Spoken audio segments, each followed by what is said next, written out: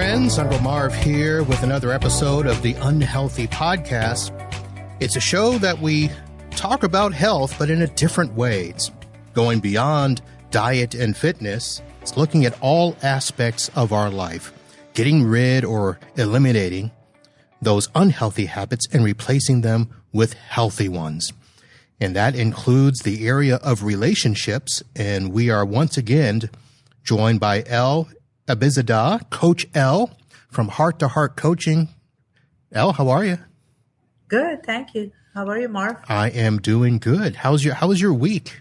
I never really ask you. We talk about it off the air, but I never ask you on the air so people can hear. How are things going for you?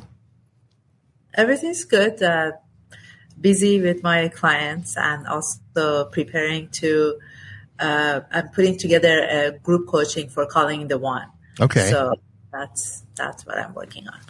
All right. We'll make sure we mention that later. So we are getting ready to talk about week 4 of Calling in the One, the 7-week course or longer if needed, that helps to bring people together with a bright future.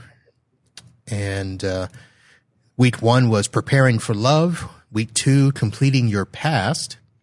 Week 3, transforming your love identity. And this week, setting your course. So just to recap a little bit, now last week we talked about the fact that week 3 is usually one of those weeks that could take longer.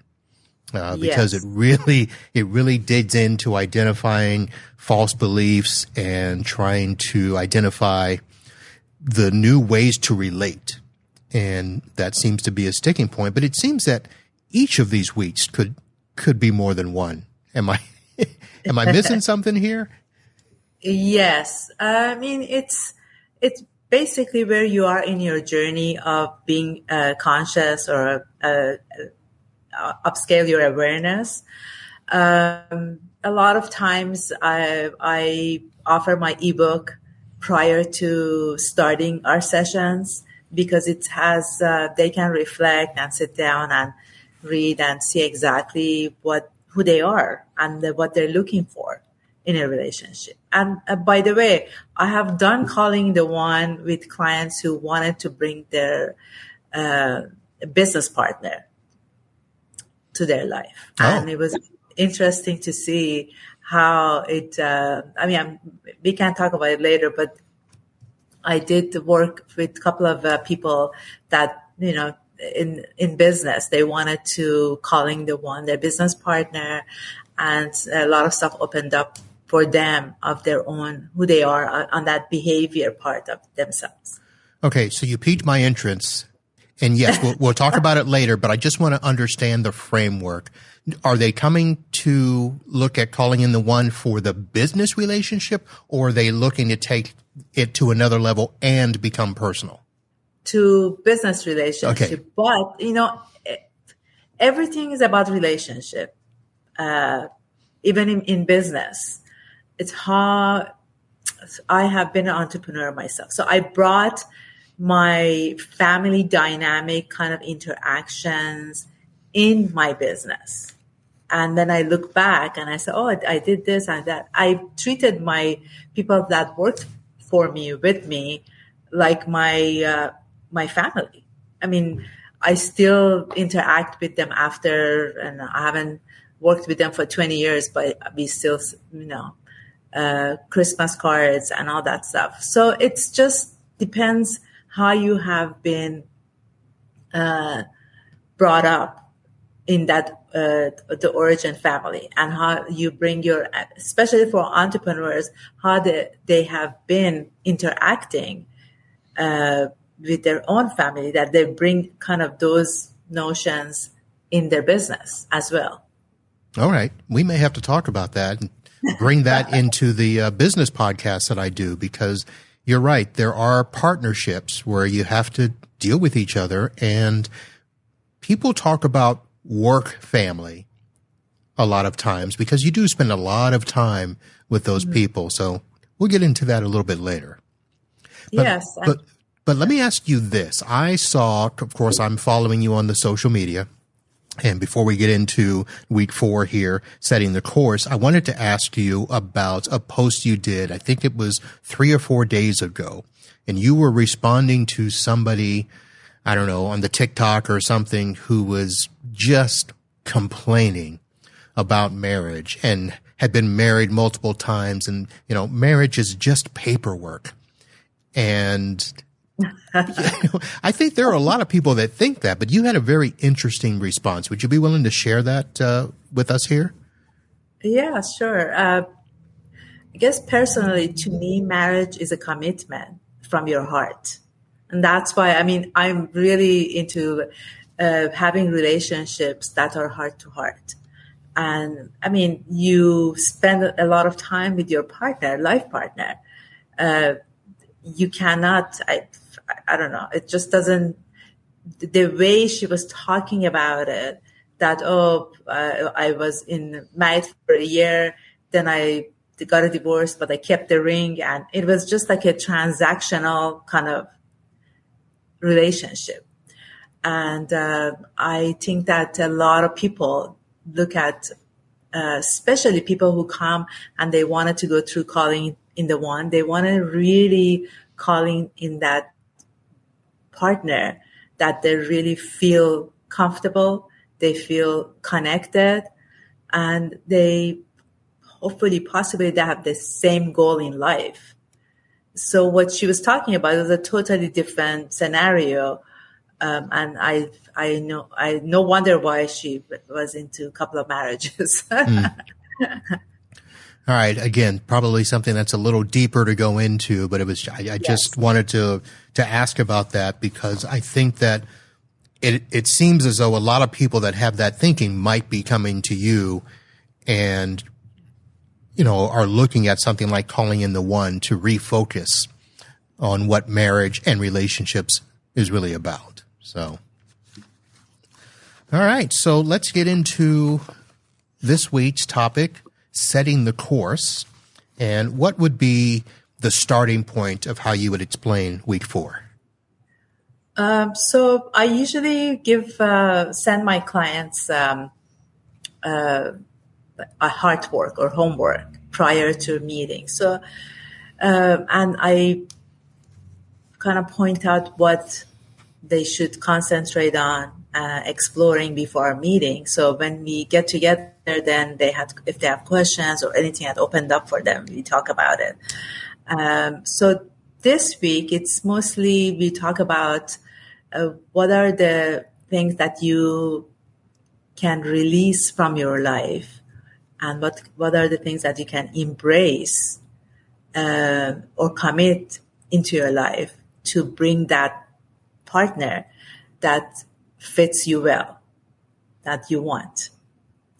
So, for example, if somebody, going back to last week, they think that, nobody loves me. That's what they're identify themselves with because of their past experiences, because of their childhood. So when you put that aside, then now, who are you being after knowing that?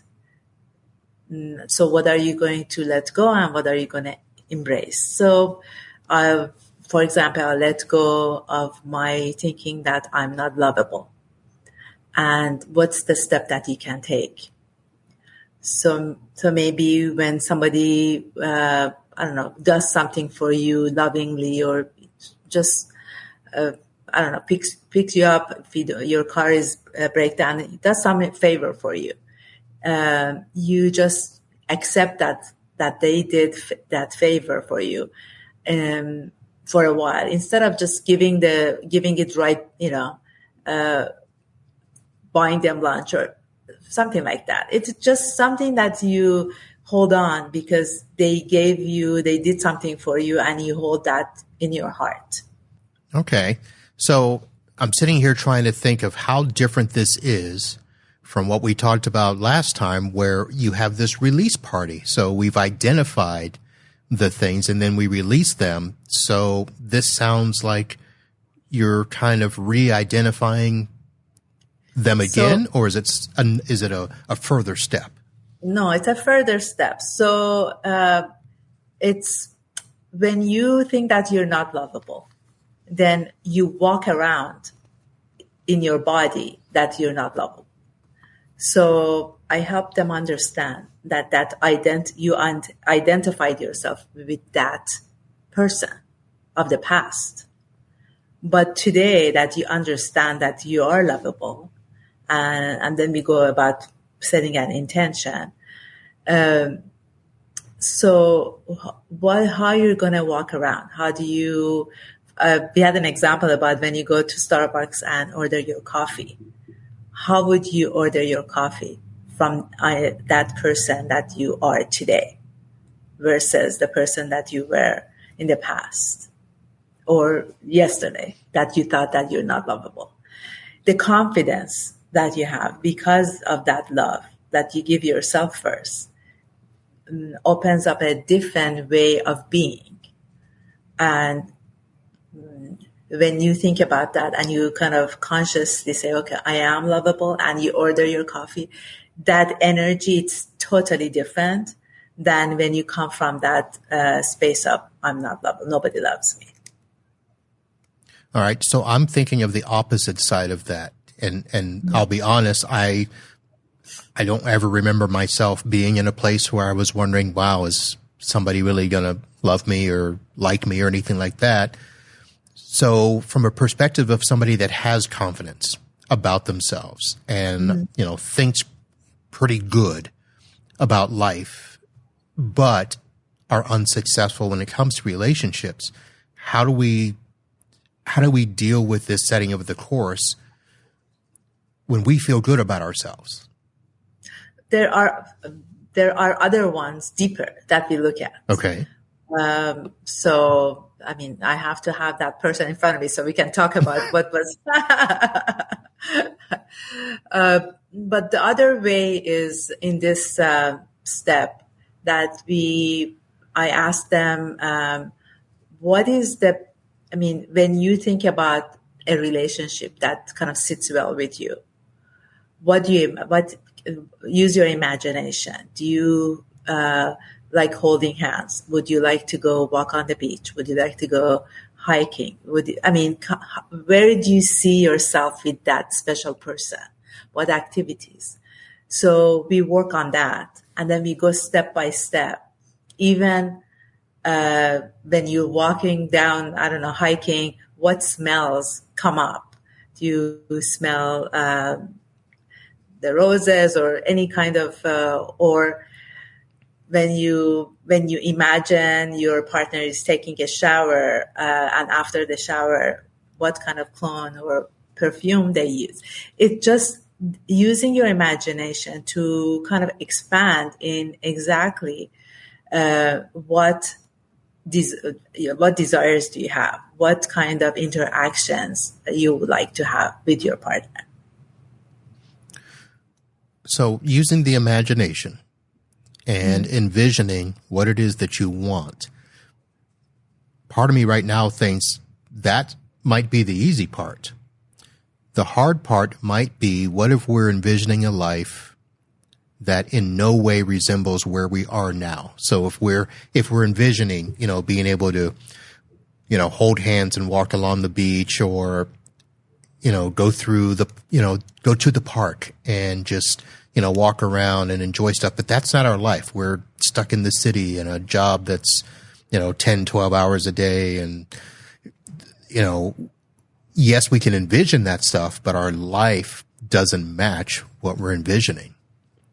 But then part of it is, what do you have to let go and what do you have to embrace? So if you like that walk by the beach or to the park, then I'm sure that you can carve like an hour in a week to interact or have that with your partner. You don't have to work 12 or 13 hours days. Always. You can have that opening because that's something that makes you happy and makes your partner happy. Why not carve out 1 or 2 hours a week or more to do that? That's why a lot of people who are married or in a relationship, they set like one night a week that they go on a date. Go to dinner, go to movies, something simple, even if they have kids, but that spend that quality time together to talk about life, talk about the day that they had, talk about the future, and just be on the same path of stepping into their lives that they're doing together. All right. So part of the process would be finding a way to make the two match, what you're envisioning and what your life is. And yeah, I guess it is. You have to make a choice. You know, do you want that life that you're envisioning, or do you want to stay stuck where you are? Yes. So it's all about understanding exactly where you are, what makes you happy, and as I said, what you're going to let go and what you're going to embrace. So when it comes to embracing, I imagine that that's not the same thing as settling, right? Like, I'm willing to accept these things. That doesn't feel like I'm embracing those things, right? Right. No, it's not settling. It's basically embracing what you want, because a lot of people, including me, I just didn't know what I wanted at the time of that interaction that I had. So I had to really dig deep and see what makes me happy and what kind of a relationship I like to have, and what interactions I would like. It makes the both sides work. Are you saying that happened at the beginning or the end, where you didn't know what you wanted? That I'm trying to say, was it a realization that you got to a point where you're like, you know what, this isn't what I wanted. I'm doing the wrong thing. Or did you know that early on, but didn't know how to change course? I didn't know from the beginning. Okay. I didn't let myself, a lot of my clients, the same. We don't let ourselves to imagine. We don't let ourselves to say, or this is what I deserve. This is what I want, no matter what. Or, I can compromise here and there, but yeah, this is what I want. I never personally didn't sit down and go through writing down what I want in a relationship. I did not do that at the beginning. Okay. I'm trying to remember my situation. I didn't write anything down. I didn't have a list. I just knew who I was. I knew what I wanted. I knew the difficulties that I would present to the other person. And I'm trying to remember us going through that. Now, we were separated for the first 6 years of our relationship when we met. She lived in another state. So there was a lot of imagining that had to happen because we weren't in each other's company all the time. And I remember getting to a point where, I think it was year 6 when we had talked about her coming to visit me and stay with me, and the excuses kept coming up. And I was feeling like, look, this is it. I mean, no more excuses. Either you want to be here or you don't. Right. And, there's other people here for me to go look for, which probably wasn't the right thing to say, but that was the turning point for her to make that decision and to come down. And that's a whole nother story about why she came here instead of me going there. But that was our process. So I do remember that sometimes you have to speak up. Yes. So. And I have a story about speaking up, but I don't think today is the day for it. But okay. We're going to talk about it one day. All right. I'll make a note here so that we will at some point come back to that or plan a show around that. Yeah. So in terms of that, we talked about the vision and seeing what you want. You made a point of noting in the notes here that there must be the setting of an intention. Yes.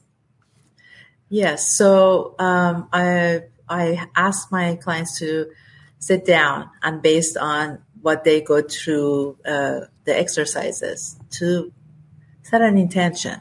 They usually start with my intention is to manifest a loving, kind relationship that is this, whatever that person wants. And it can be like, I don't know, 2 pages of what they want. And usually we start with one and then it changes throughout the steps that we go through, because then it goes deeper and understand more of what they want in their partner. Mm. All right. And then in doing that, that helps to clarify the purpose, right? It clarifies that when you meet that person, when you're dating with different people to start dating, so when you have that understanding of what you want, then you will check and see if this person is kind, if the kindness is something that you like to have in a partner. Is he kind, or is she kind? Even if we want to have 2 kids or 1 or none, these are the stuff that we have to communicate and know before we commit to that person. Hence the term setting your course, so that you know where you want to get to. And as you're meeting people, you can make a much quicker determination as to whether this person is going to be able to be on that same course with you or not. Yes. Okay. I had a client that she will talk about, I went on a date and this, and we had such a good time, but, he didn't call me for 2 weeks, or I texted her. I told her, let's look at it. What did you like about this person? And if you want somebody in your life that is consistent, and it's like the interaction is circular, instead of like you going after that person, you have to decide, is this the person, or is this a relationship do you want to start with? Or if they're long distance, some people don't want to have like long distance relationships. Some people, they're okay with that, but it needs to be talked about and understood from each of those people that that's what they want, and that the commitment of the long distance, or commitment of he's not calling me for 2 weeks or 5 days, or we only see each other once a month. Is that something that you're okay with, that or no? Lots to go on there. So all of that in week 4, which, after an intense week 3, made sense. After you've identified stuff and did the release, now let's turn the page, look ahead, set the course, and sounds fantastic. So week 4, setting your course. Let me ask you this. We've done this now 4 weeks. We're technically more than halfway through, and you've allowed me to ask you a bunch of questions. Yes. So how am I doing with the questions, and do you have any for me? Doing great. I like when I'm in the podcast that people ask me questions, because it's interesting to see everybody's ideas and understanding of where we should go, what kind of relationship, and it's nice to have that coming up. Oh, by the way, you said that you're going to share something. If you're still interested in sharing, then we're happy to hear. Oh, what did I say I was going to share? You said that your wife is happier now that you're doing these podcasts. Oh, did I say it? Was that the way I said it? I don't know, something like that. Trying to remember where we were. So I'm not sure if I meant that she was happier because I'm doing the shows, but maybe because I am now being a little bit more intentional with the way that I interact with her. Does that make sense? Yes. So now you're more aware. Is that what you're saying? Well, I've always been aware, but it's a matter of whether I've wanted to acknowledge it. and Okay, got it. accept it, I guess is the right word. So, relationships, we've been married 20 years, and I mean, mostly good, I will say. I'm still here. Which is why I think I asked you the question in the beginning, if this would be a good course for couples, even if they're not going through something, because, every now and then you just gotta, right the ship in a sense, right? Yes, it will be nice if we both do it together or at the same time, and then have different separate coaches and read the book and do all the steps. But then once a week or every other day, come together and say, "Oh, I got this and this about this part of step 4. What do you think?" Or have that interaction, because then they become closer to each other. And they understand and they look at everything from their side too, not only from their own side. All right. Well, I'll try to go back and remember exactly what I meant and what I wanted to share. Not that I was trying to deflect and not answer you, but I honestly don't remember right this minute. That's okay. We have time. All right. So that gets us through week 4. Is there anything else? I know there were some notations on, prayer and meditation in there as well. Do people, once you've identified the course and set sail, I imagine that there's a process of putting in play the way that you respond now that you're on this course, right?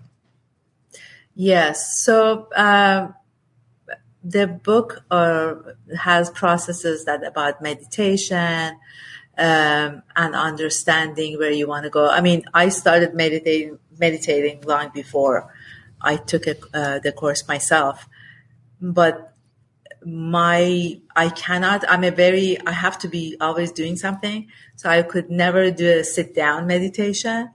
Even to this day, I always go and do a walk meditation, and I walk and I do meditation at the same time, and it works for me. So it just depends what works, or you can meditate for 5-10 minutes if it works for you. So there's all different kind of, or just sit down and write your thoughts. You can journal, or talk to your phone and record it, or anything that works for you. So that's what I work with my clients, to understand what's worked for them, and we go by that. Okay. All right. So there we have week 4. We will come back again for week 5. First Things First is the title of that. And I know that you mentioned the group coaching that you've got coming up. Are you ready to share about that, or will we go into that during our next visit? I can share a little bit. So it's going to be a 10-week course, and we're going to have weekly group meetings, and also I have 2 one-to-one sessions that I offer. So I have one session at the beginning, and then one probably week 3 or 4, and then one at the end, or whenever they want to have their one-to-one. Okay. So that's, yeah. All right. Well, we'll make sure we get more information on that when you're ready to release the sign up and everything, and we'll get people set to go with you. And in the meantime, folks, you can always head over to heart2heartcoaching.org and take a look at both calling in the one and unconscious coupling. Conscious. Oh, is it? Conscious coupling. Yes. Conscious uncoupling. Conscious uncoupling. All right. And then, of course, you can sign up for some discovery meetings if you're wanting to get started with her and not wait for the group coaching or anything like that. So links to the website and to the book, Calling in the One. will be in the show notes. And make sure, folks, that don't feel lost as to why your relationships aren't working. They can work the right way. Yes. When you open your heart. All right. And for the most part, I wanted to make a note. I wrote down here, you had mentioned that when you send people away to do homework, you actually said heart work first. Is that what you call it? Yes, I call it heart work. Okay. Because sometimes when I say homework, then it brings back the child thinking of, oh, there's too much work. But it's actually not. It's connection to what you're doing for yourself in this process or journey. Okay. Well, folks, thank you for listening, and I will encourage you to do your heart work and to make sure that your relationship is the healthiest that it can be. And thanks to Coach Elle for going through this program with us. And we'll be back next week, as I mentioned, with week 5 of Calling in the One. And I encourage you to, do whatever you can to live healthy and be happy. And we'll see you again soon next week. Thank you, Uncle Marv. All right, Coach Elle, we'll see you. Bye for now.